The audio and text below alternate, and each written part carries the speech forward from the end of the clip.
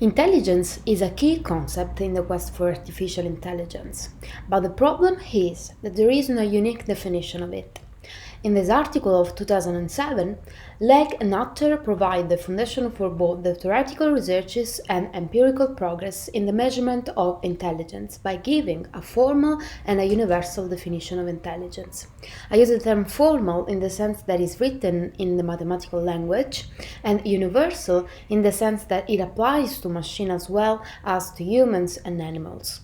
In this presentation, I will briefly present the results of their researches, and specifically I will present the formal definition, which is based on an informal definition, and then I will show how they relate their definition to the theory of a universal optimal learning agent.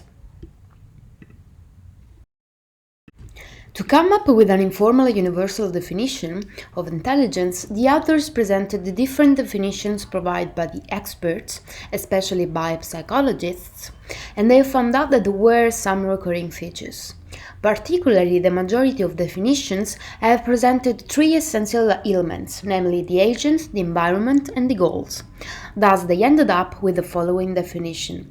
Intelligence measures an agent's ability to achieve goals in a wide range of environments. The agent and the environment interact with one another so that there is an interchange of data and information, and furthermore we need to add another communication channel, namely a signal which indicates how good a certain situation is. We will talk about this later, and we call this signal reward, and it is useful to teach the machine what the goal is, and the goal is always to maximize the amount of the rewards. Our formal language is composed by three simple letters, A or R, which stand for actions, observations, and rewards. Then we have to formalize the idea of an agent, which is a function denoted by pi, which takes the current history, namely the amount of observations and rewards, as input, and chooses the next actions as output. We can represent then the agent as the probability measure of an action conditioned on the complete interaction history. Thus, in this case, pi is the probability of action A third in the third cycle of observations and rewards, given that the current history is such and so. We define the environment denoted by mu in a similar way, specifically for any environment K which belongs to the set N of the environment. And this is of course to allow the machine to work in a wide range of environments. The probability of OKRK, given that the current interaction history is such and such, is given by the probability measure you can see in the desktop. Our next task is to formalize the idea of profit or success for an agent and to search which agent is the better one. Informally, we know that the agent must try to maximize the amount of rewards it receives. So we have to evaluate the rewards in the near future and that of a more distant future. To do so, we take the sum of these discounted rewards into the infinite future and work out its expected values.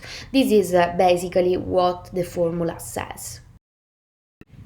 In order to define an overall measure of performance, we need to find a way to combine agents' performance in many different environments into a single overall measure. The only information the agent has are some past observations of the environment, and from this the agent can construct a list of probability measures that are consistent with the observations. Thus, using all of the previous formalization, you will define intelligence. As you can see, the definition considers a wide range of environments, mu which belongs to E, V is the success reaching the goal, and then we have a new element which is, for the philosopher's sake, the Occam's razor represented by 2 raised to minus q mu. The need for such principle is that in any given situation, there will likely be a large number of hypotheses that are consistent with the current set of observations. Thus, if the engine is going to predict which hypotheses are the most likely to be correct, it must resort to something other than the just observation information that it has. So to solve this problem, the most common approach is to invoke the principle of Occam's razor, which says that given multiple hypotheses that are consistent with the data, the simplest should be preferred.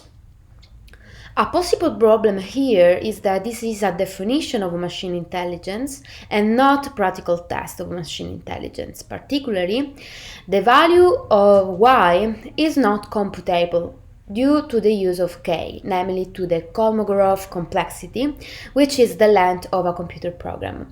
We will return back to these problems. For example, while the definition considers the general performance of an agent over all computable environments, in practice, a test could only ever estimate this by testing the agent on a finite sample of environments. Having formalized it, here there are a few reasons why you should believe that this is a good definition. There are many advantages in taking this definition to be true, or at least to be the most powerful. First of all, it displays several properties which all fulfill the desiderata for a good definition. Secondly, if you check on the available tests which measure machine intelligence, no one has all of these required properties. For instance, the classical approach to determining whether a machine is intelligent is the so-called Turing test, based on the principle that if a human cannot effectively discriminate between a computer and a human through a telepaid conversation, then we must conclude that the computer is intelligent. However, some philosophers as Searle have argued that this is not at all sufficient to establish intelligence, and others have also pointed out that it is neither necessary. Another problem with the Turing test and the new versions of it is that they are too biased toward the subjective point of view of human, since it also happens that a change in who judges implies a change in the result of the test. There are few points which are needed to be discussed. First of all, one might think that there are other essential features which are missing in this definition. For instance, one might think that knowledge, creativity, imagination are necessary to explain intelligence.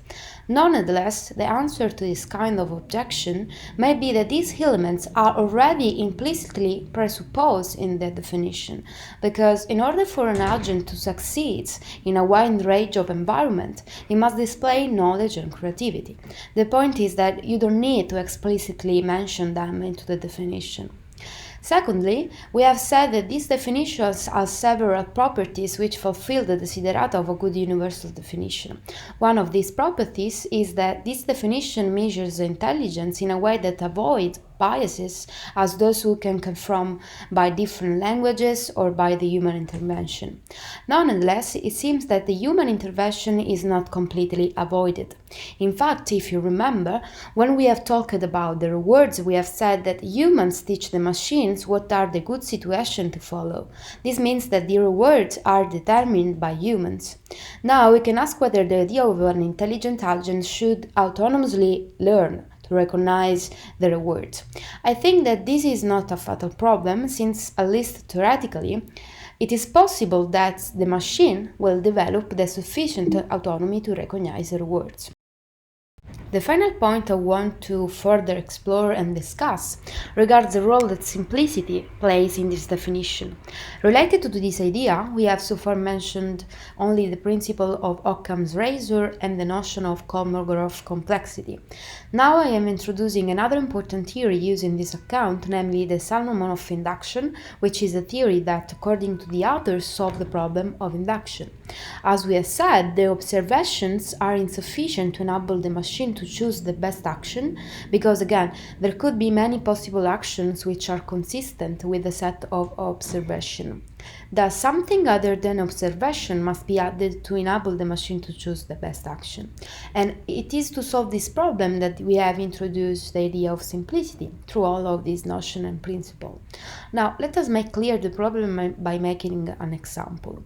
Take a sequence of numbers like 1, 1, 1, and so on and so forth, and then ask the machine what comes next.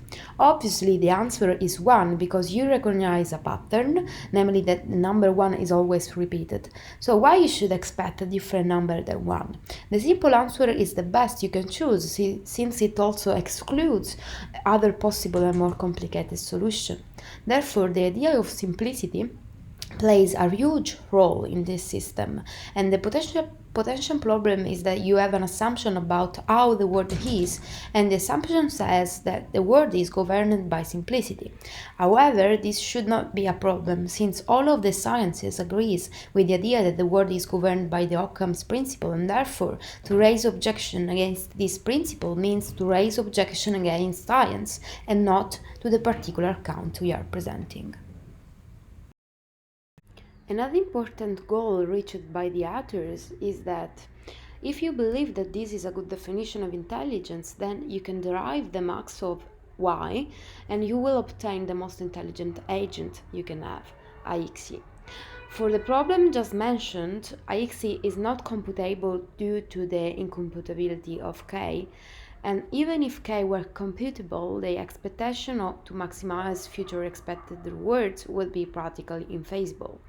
Nevertheless, IXE is interesting from a theoretical perspective, as it defines what might be considered to be the perfect theoretical artificial intelligence.